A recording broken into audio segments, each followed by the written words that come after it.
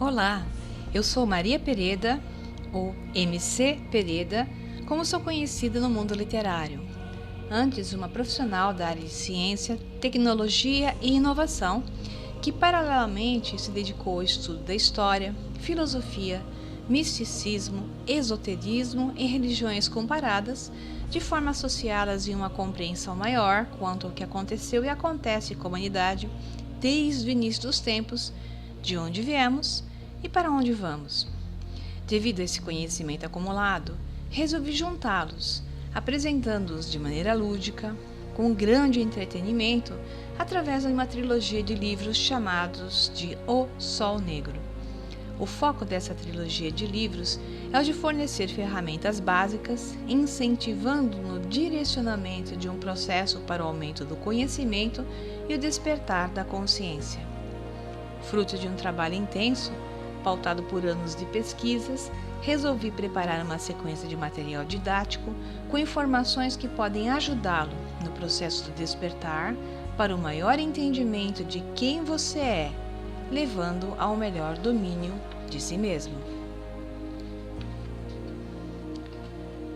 Provavelmente, com uma certa frequência, você anda se fazendo uma pergunta: o que está acontecendo comigo?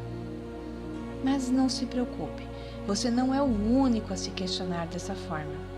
Quer saber o porquê? A humanidade passa por uma das mais dramáticas transformações de todos os tempos. Novos níveis de consciência estão sendo implantados. Nada mais será como era antes, e as angústias provenientes dessas passagens para novos ciclos transformacionais nos leva à sensação de estarmos perdidos. Seguindo esses passos, surgem os proclamadores de Apocalipse e os vendedores de soluções empacotadas em fórmulas mágicas, prometendo efeitos garantidos, quando então você se transformará em tudo o que sonha. Mas será que pacotes pré-concebidos de modelos motivacionais são as garantias para o entendimento do momento atual? Vejamos o texto abaixo, baseado no trabalho de James Redfield. Estamos descobrindo novamente que vivemos em um mundo profundamente misterioso, cheio de coincidências súbitas, encontros e sincronicidades que parecem destinados.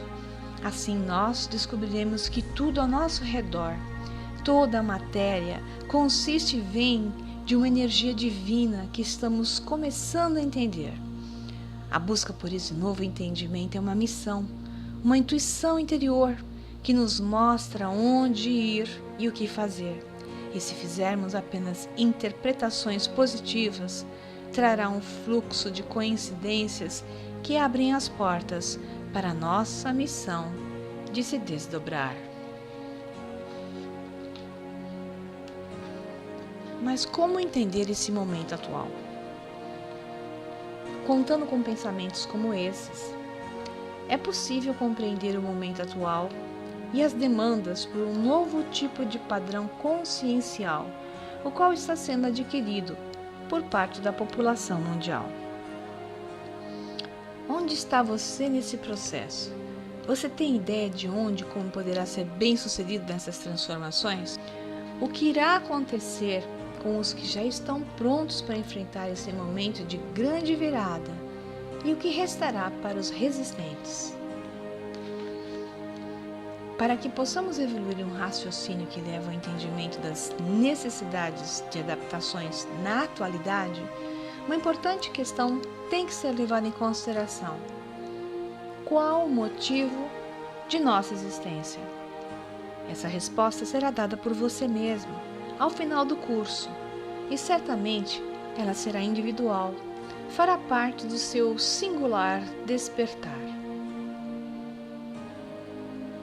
Mas por que o sofrimento faz parte de nossas vidas, constantemente desafiadas por problemas, dificuldades, levando-nos à sensação de luta constante? Você já se perguntou por que a sua vida é diferente da vida de outras pessoas e cada qual enxerga sob diferentes ângulos, visões, pensam e sentem de maneira completamente distinta, dando motivos para conflitos e geração de mais e mais infelicidades? O que isso tem a ver com a manifestação da realidade de cada um? Nos últimos tempos, mais e mais pessoas estão se sentindo fora de um contexto geral imposto pela sociedade, aquele chamado de consciência de massa, exibindo comportamentos diferentes, perturbados por uma ansiedade de chegar a algum lugar, sem saber exatamente aonde. Mas por quê?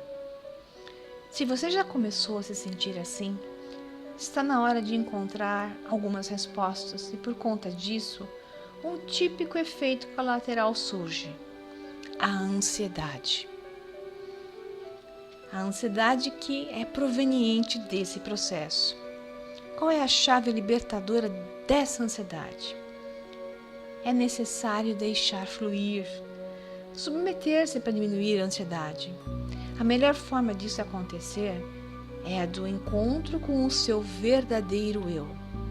Encontrar a si mesmo, descobrir quem realmente é, diminuirá as dificuldades enfrentadas em se adaptar às mudanças que estão à sua frente, habilitando uma maior capacidade de compreensão quanto ao que essas novas configurações estão lhe dizendo. Manejar os pensamentos, elevando-os, neutralizando a negatividade proveniente de padrões gerados pelo centro de medo, revelarão o seu inesgotável poder pessoal e você descobrirá quem realmente é. Mas antes de você descobrir quem realmente é, será fundamental encontrar o propósito de sua existência. Muitas perguntas, mas essas perguntas são um objetivo gnóstico da autodescoberta. A verdade não pode ser revelada. A verdade tem que ser descoberta por cada um, porque ela pertence ao seu ponto de vista pessoal, ao seu despertar pessoal. E assim é o propósito da sua vida. Então, qual é o propósito da vida? Vivê-la em júbilo e desfrute constante. Esse é o propósito da vida. Aproveitar todas as vivências com os olhos de uma constante experimentação, através da qual ela nos revela mais de nós mesmos. Observando nossas reações, conhecemos toda a potencialidade presente na vida e em nós mesmos. Ao confrontarmos esses desafios, nos superamos, descobrindo o elixir da vida eterna, a felicidade. Mas como entender isso? Uma forma segura é de correlacionar o passado com o presente, avaliar a história da humanidade, história das religiões e filosofias aplicadas em cada época, especialmente a chamada história não oficial do mundo, onde unicamente será encontrada a fonte de informação suprimida, impedida de chegar até nós. O conhecimento em relação ao nosso imenso poder pessoal. Retornar à casa do Pai é resgatar a lembrança quanto a sermos seres poderosos, vivendo em completa amnésia, na ilusão da separação.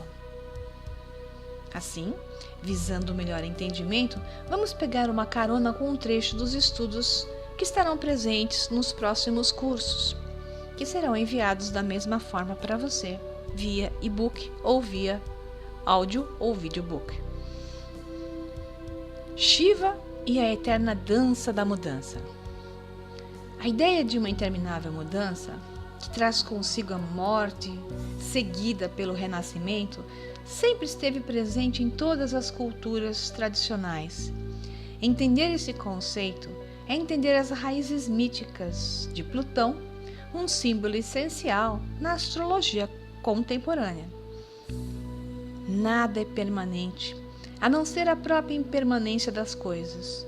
Tudo que vive está sujeito à passagem do tempo, à degradação e à morte da matéria. Isso pode ser bom, pode ser uma virtude em vez de uma desvantagem, pois pressupõe a possibilidade da mudança e a experimentação da mudança, que é a grande vibração daquele que tudo sabe, conhecer através da mudança, através de vários pontos de vista, através de vários ângulos, quem realmente é. Os monges tibetanos costumam exercitar o desapego construindo enormes mandalas de areia, feitas de milhões de grãos de areia colorida.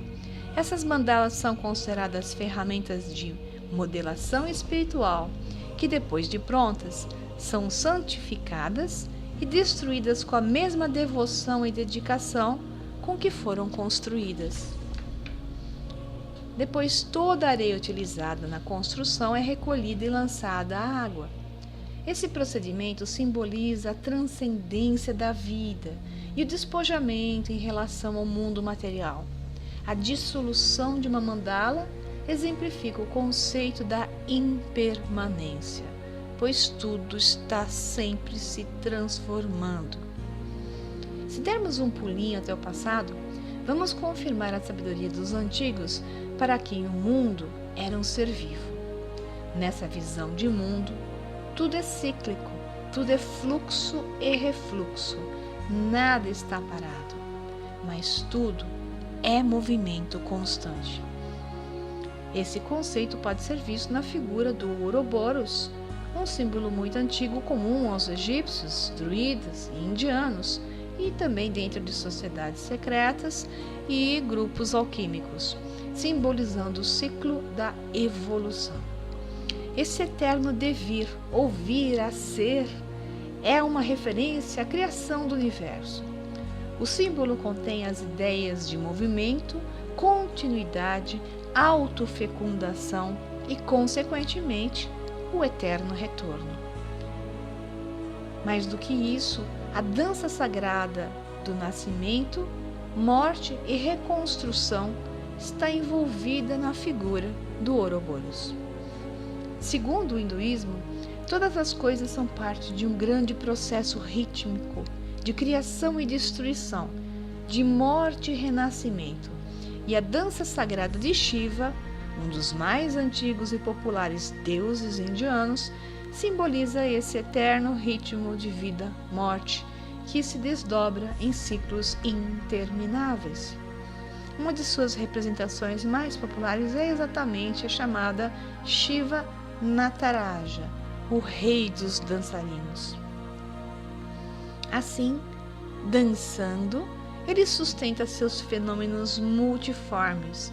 Na plenitude do tempo, dançando ainda, ele destrói todas as formas e nomes pelo fogo e lhes concede novo repouso. O significado de Shiva é analisado em diversos sites especializados em hinduísmo, dos quais resumimos os seguintes trechos: Shiva Nataraja, o deus dançarino do eterno movimento. Na imagem de Shiva, temos o primeiro braço com palma à frente, que quer dizer: não vos atemorizeis com a mensagem terrível que vos trago, pois também apresento a solução. O segundo braço segura um pequeno tambor que marca o ritmo da dança e significa que tudo no universo segue um ritmo e está sujeito a uma ordem temporal. O tambor representa também o som através do qual o universo foi criado. Com o terceiro braço, o que segura as línguas de fogo, Shiva diz: aproxima-se o tempo de destruir o que se construiu, para se completar o ciclo da criação. Assim como no passado o mundo antigo acabou-se pelas águas de um dilúvio, agora ele será destruído pelo fogo. Os fachos de fogo ao redor da figura carregam a seguinte mensagem: a redondeza da terra será queimada pelo fogo. Um pé esmaga uma figura animalesca que representa a natureza infernal e animal do homem. O quarto braço apresenta a salvação, ao apontar para o pé, levantado, querendo dizer: O homem não deve atender às solicitações das suas más inclinações, de suas más paixões, dos instintos bestiais oriundos da sua natureza animal inferior, e sim seguir sua natureza superior espiritual. Deve abster-se do ódio, dos vícios, dos excessos, obter o autocontrole. Seu pé esquerdo erguido mostra-nos que pode elevar-nos e atingir a salvação. Pensar em salvação é pensar na elevação do caráter, espírito, condutas e continuidades como essa. Quando Shiva dança, representa a verdade cósmica e é sempre associado com a morte e o renascimento. Como terceira pessoa da Trindade hindu, ele destrói o universo ao final de cada era para que este possa ser criado novamente. Ele vem com fogo consumidor do amor divino que destrói o ódio, a maldade, os demônios e o ego humano, varrendo a terra do mal. Isso não significa necessariamente uma destruição física do mundo pelo fogo, mas sim a destruição do mal pelo fogo sagrado. A mensagem não poderia ser mais clara. Tudo aquilo que é criado, um dia morrerá para poder renascer e seguir o fluxo evolutivo. No entanto, nada no universo morre realmente. Só há a mudança de plano e padrão vibracional. A energia não nasce e nem morre. Ela só é transformada.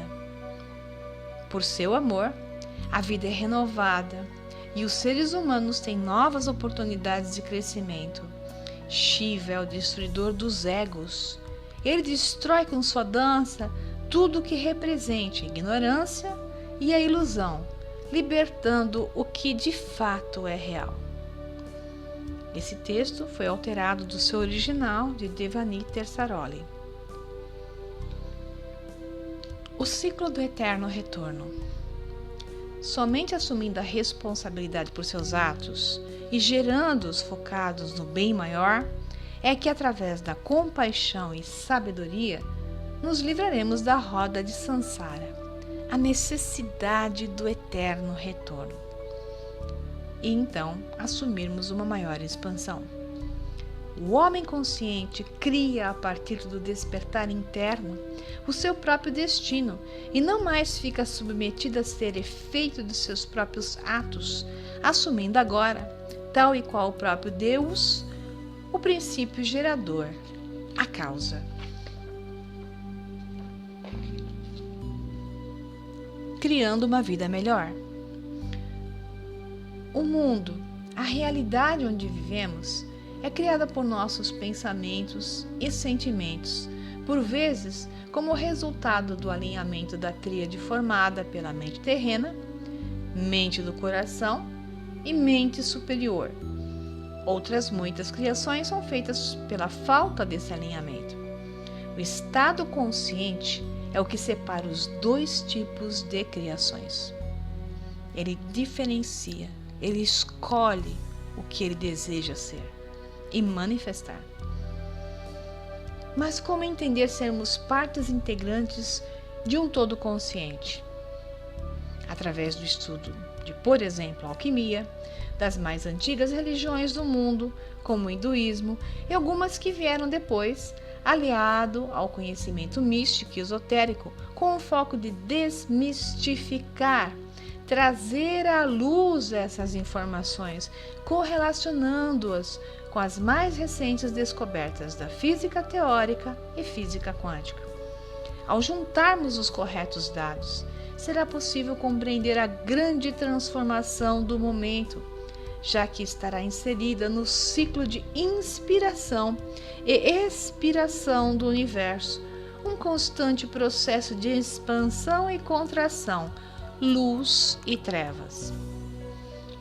Mas, novamente, de onde viemos? E se eu te dissesse que o que te contaram oficialmente na escola e nos livros didáticos não representa de fato o que aconteceu com o homem em relação à sua origem, desenvolvimento e evolução? A origem das espécies hominídeas e seu desenvolvimento vem sendo questionada por brilhantes acadêmicos, incluindo ganhadores de prêmio Nobel, como um dos responsáveis pela descoberta da composição e formato do DNA humano, incluindo os mais recentes cientistas da área de genética envolvidos no projeto Genoma Humano. Somente com uma boa discussão, em total imersão neste tema, é que nós poderemos evoluir para outros pontos essenciais em direção a maior compreensão quanto ao que está acontecendo comigo. O que seres espirituais e as antigas escolas de mistérios sabem sobre esses temas?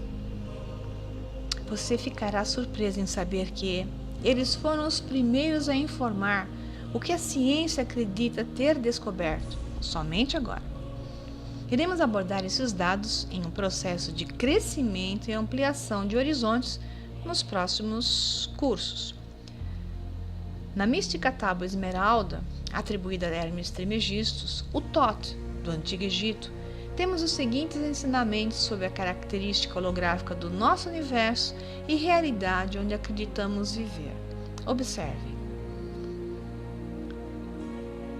O todo refletido em cada parte e cada uma das partes refletindo o todo é o que conta a tábua esmeralda através de uma visão de universo holográfico.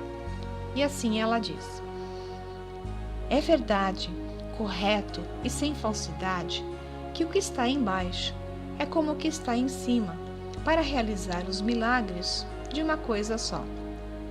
Como todas as coisas derivam-se da coisa única, pela vontade daquele que as criou, pelo poder de sua palavra, assim também tudo deve a sua existência a esta unidade, pela ordem natural criadora.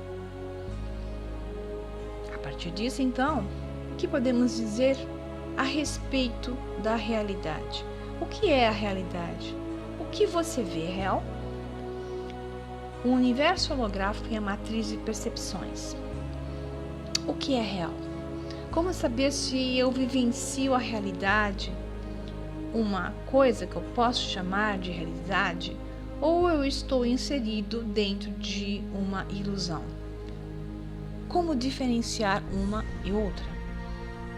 Cada pessoa vive e percebe o mundo de diferentes maneiras, sob ângulos e óticas variadas. Por quê? O que nos faz tão singulares e diferentes do resto? O segredo está nos parâmetros que configuram os termos sentir e perceber. Tudo isso aliado à matriz holográfica na qual estamos inseridos. Sentir está baseado no coração. Perceber utiliza os órgãos sensoriais e o processamento de dados no centro cerebral. Os mais aclamados físicos teóricos dizem: vivemos no coração de um holograma fantasma. De acordo com uma interessante matéria publicada pela Scientific American, o nosso universo poderia ser apenas uma enorme projeção. A teoria que o universo seria um holograma permitiu solucionar algumas inconsistências entre a física quântica e a teoria da gravidade de Einstein, já que, quando consideramos um buraco negro, as duas teorias entram em conflito, além de oferecer uma base sólida para a teoria das cordas. O físico David Bohm acredita que a realidade objetiva não existe e que, a despeito da aparente solidez do universo, ele está no coração de um fantasma, um holograma gigante e extremamente detalhado. Um holograma é uma fotografia tridimensional, feita com auxílio de um laser. A tridimensionalidade dessas imagens não é a única característica notável dos hologramas. Se um holograma de uma rosa é cortado ao meio e em seguida iluminado por um laser, em cada metade a rosa ainda será encontrada para conter toda a imagem da rosa, e assim por diante sem fim. Todas as frações cortadas continuarão a projetar a unidade fundamental, não importa o tamanho da fragmentação. Diferentemente das fotografias normais, Cada parte de um holograma contém toda a informação possuída pelo todo. Provavelmente a parte não tem ideia de que ela reflete esse todo, até que ele seja informado a isso. Essa verdade também se aplica à forma como o cérebro estoca informação. Vocês têm que checar as informações do neurocientista Pribram e a neurociência em geral a respeito do cérebro holográfico e a forma como o universo parece ser real. A natureza de um holograma nos proporciona uma maneira inteiramente nova de entender a organização e a ordem. O todo em cada parte e cada parte no todo. Sugiro a leitura do livro Universo Holográfico de Michael Talbot para poder entender de maneira simplificada o que eu estou falando. Mas e o que os místicos diziam a esse respeito? Será que pode ser correlacionado com o que os cientistas modernos agora consideram? Para entender o que Capra disse nessa frase que está sendo projetada, vamos apreciar o poema de Rumi, jurista e teólogo sufi persa do século XIII. Você acha que pertence a esse mundo de poeira e matéria, mas além deste pó, você criou uma imagem pessoal, esquecendo-se da verdadeira essência de sua origem. Tudo que você vê tem raízes no mundo invisível. As formas podem mudar, mas a essência continua a mesma. Cada visão maravilhosa desaparecerá. Cada palavra doce vai sumir. Mas não desanime.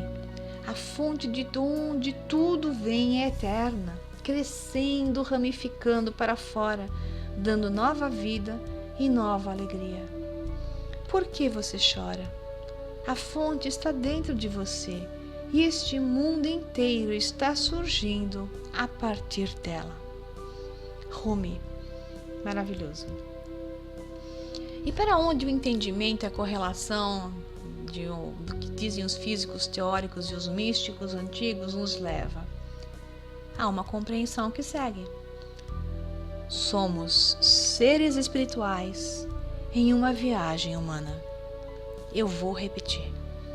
Nós somos seres espirituais em uma viagem humana. Nós nunca deixamos a forma espiritual. Apenas projetamos a nossa consciência na fisicalidade. Todos nós somos, na realidade, energia, consciência, que opera em diferentes ondas de frequência e que se expressa a si mesma em uma certa linha de tempo e espaço. Não somos seres humanos numa viagem espiritual. Somos seres espirituais numa viagem humana. Toda a matéria existente no universo é, na realidade, energia condensada que opera através de infinitas ondas de frequência. A forma como percepcionamos essas frequências prende-nos nessa realidade tridimensional. Julgamos ver tudo e saber tudo, quando na verdade apenas conseguimos ver o espectro de luz que representa 3% do total de matéria existente no universo. A maior parte da criação está além do que hoje percebemos. Assim, é chegado o momento da transmutação. Observem os acontecimentos, observem suas reações e sentimentos frente a eles. Para efetuar a escolha, prioritariamente, é necessário transformar-se internamente. Somente assim o mundo externo será alterado, como um reflexo de seu interior. Embora os fatos te projetem para o externo, a responsabilidade é maior no seu mundo interno. Dê prioridade ao interno. Foque em você, cure suas feridas, transmute, transmute, transmute agora. Usem o sentimento como uma oportunidade.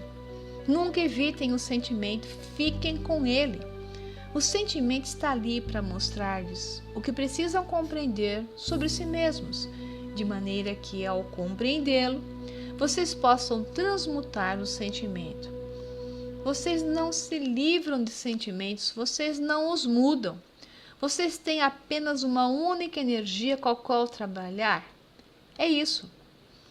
Todas as coisas que vocês sentem, todas as coisas que fazem ou todas as coisas que pensam são a mesma energia única. Vocês podem apenas mudá-la de uma coisa para outra. Não podem se livrar dela ou varrê-la para debaixo do tapete. Precisam ficar dentro dela e deixar que ela lhes mostre o que está lá. Não a neguem.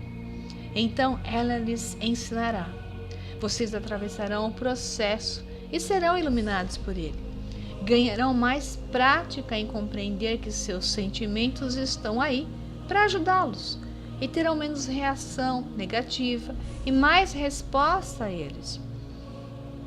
Então eles, lentamente, mas com certeza, ou rapidamente, com certeza, se transformarão de sentimentos negativos em sentimentos positivos na sua vida.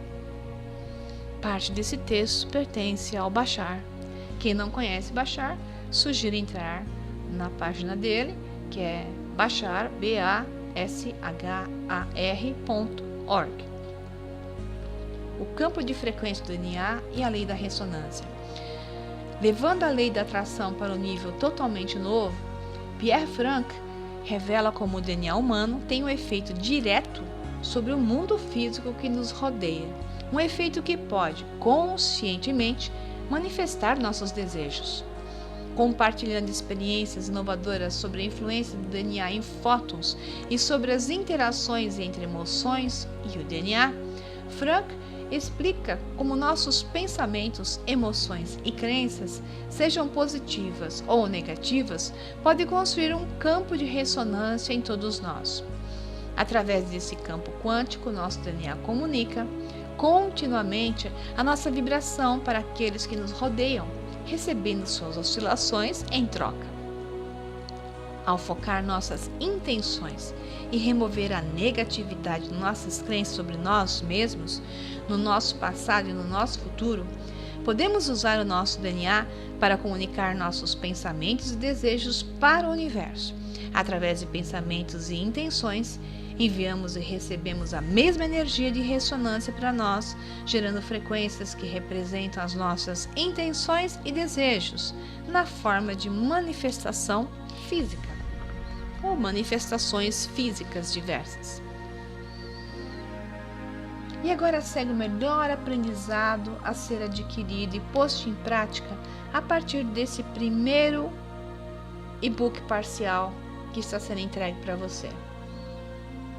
Seja a expressão de quem você é. Desenvolva o seu limite máximo de suas habilidades. O homem hábil é feliz, pois é capaz de facear as dificuldades e obstáculos, vencendo-os sem rejeição, submetendo-se, tornando-se um com o que vivencia, fluindo com o que manifesta em sua realidade. É nesse momento mágico que ele é capaz de mudar o que não o representa em sua totalidade. A rejeição, o lutar contra algo, o prende ao padrão não desejado. Compreenda o motivo do desafio e escolha a mudança, colocando a sua atenção sobre o que quer manifestar, sobre o que deseja manifestar. Qualifique positivamente o desejado. Esqueça o indesejado. Assim é a lei da manifestação. Chegando ao final desse primeiro e-book, ou videobook, ou audiobook, dependendo de quem esteja vendo, lendo ou apenas escutando, deixo um abraço fraterno a todos, com todo o meu amor. Até a próxima!